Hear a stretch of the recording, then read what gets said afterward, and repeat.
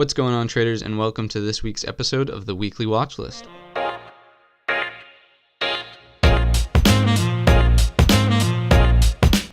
The Weekly Watchlist is a video series I put out every Sunday to give you an edge for the week coming ahead. I do a technical analysis on 7 or 8 tickers with some of the most liquid options chains. So if you look over here on the left-hand side, we have our watch list, which is nearly the same every week.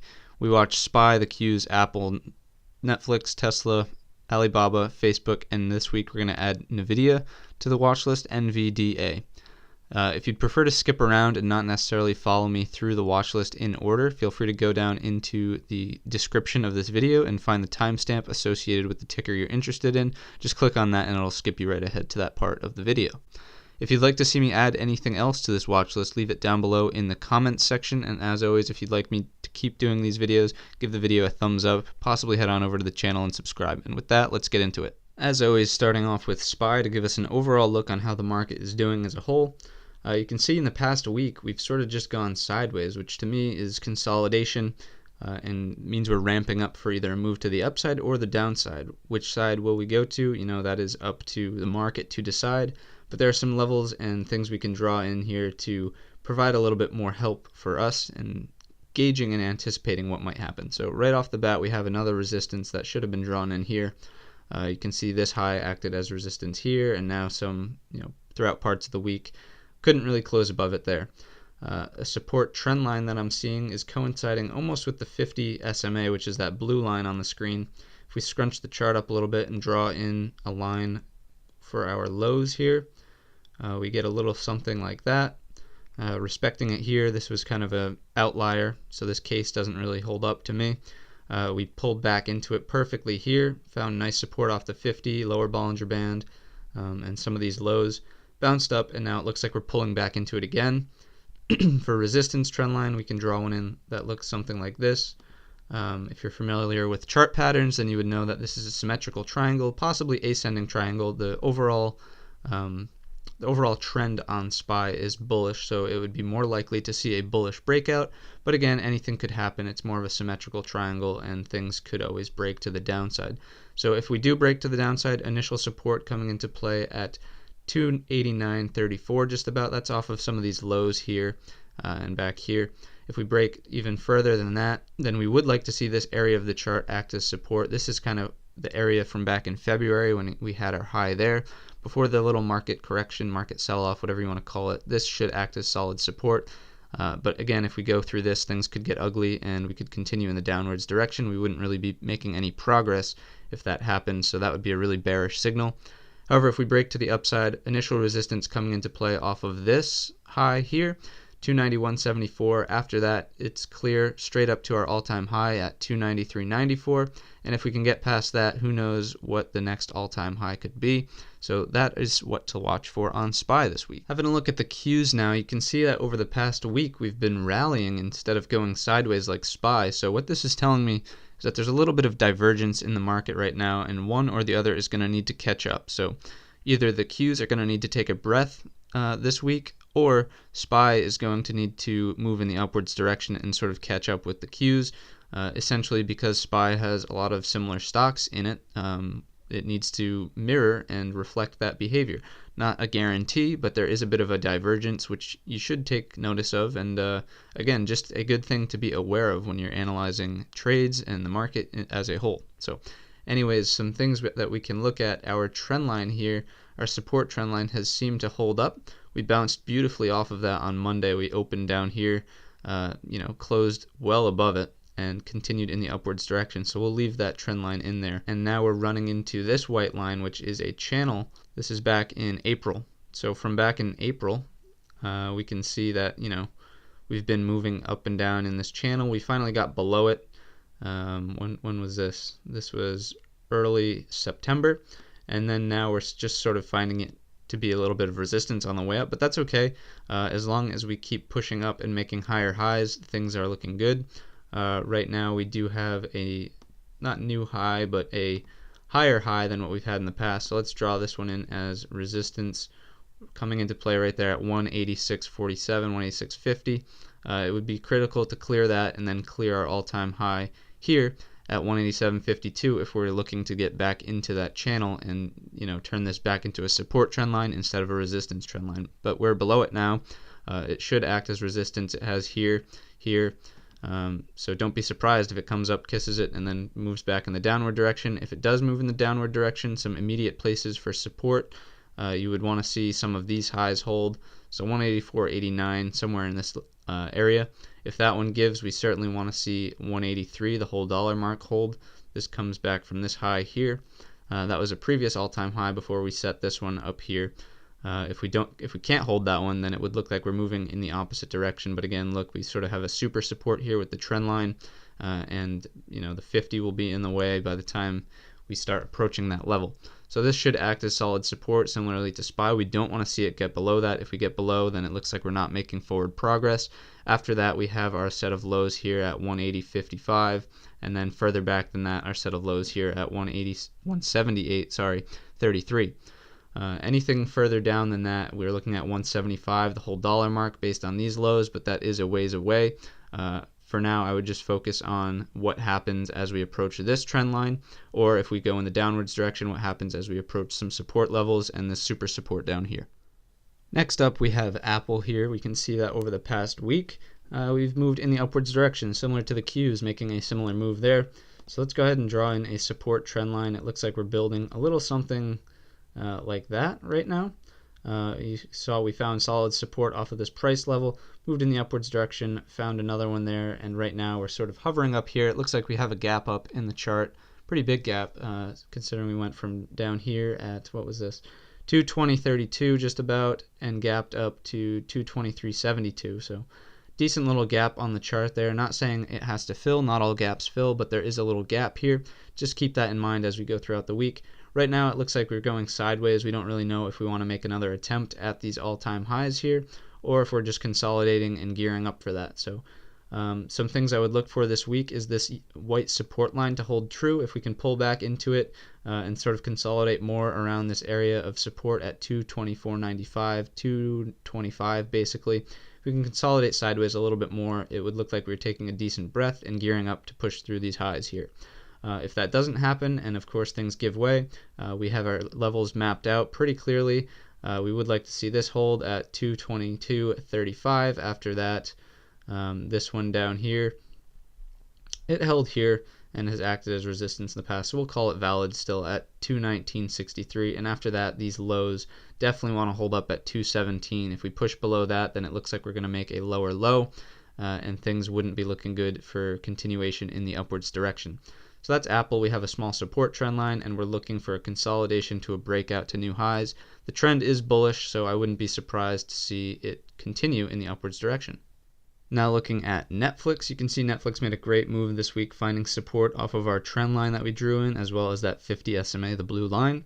Had a really, really great day that day on Monday, pulled back slightly, and now we're breaking out above our highs here at 375 just about. So right now it looks like there's going to be a little back test of this area, possibly some consolidation around it, and then a continuation. Things are looking pretty bullish. The trend is in the upwards direction.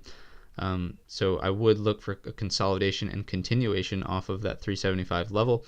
If not, and we do decide to break down into this range a little bit, look for first this white line to offer support.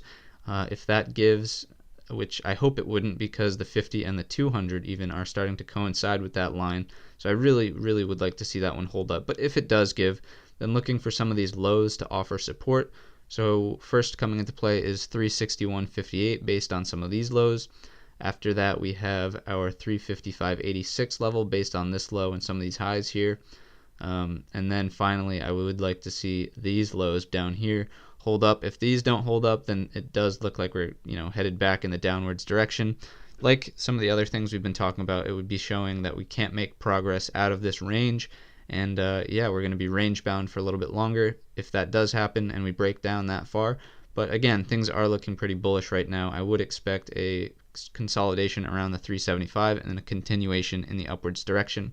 Of course, there's going to be a small little battle right at our high here, which is coming into play right around 382.80. So look for a consolidation in this range and then ultimately the breakout over this point, and it should be looking pretty green from there.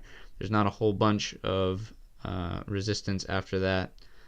possibly up here, but that's quite a ways over 400. So there's about $20 to run there, and that's Netflix.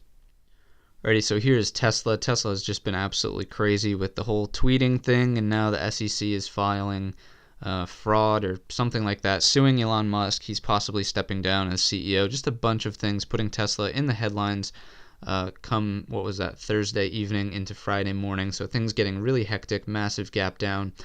But you can see here we had our little bounce, people buying it up, but we couldn't even hold above any of this support right here, which is telling me things aren't going to be looking good for this upcoming week. Look at the massive red volume. Of course, it was a panic, but doesn't really look good to get back through this level and ultimately over that 280 mark to continue higher.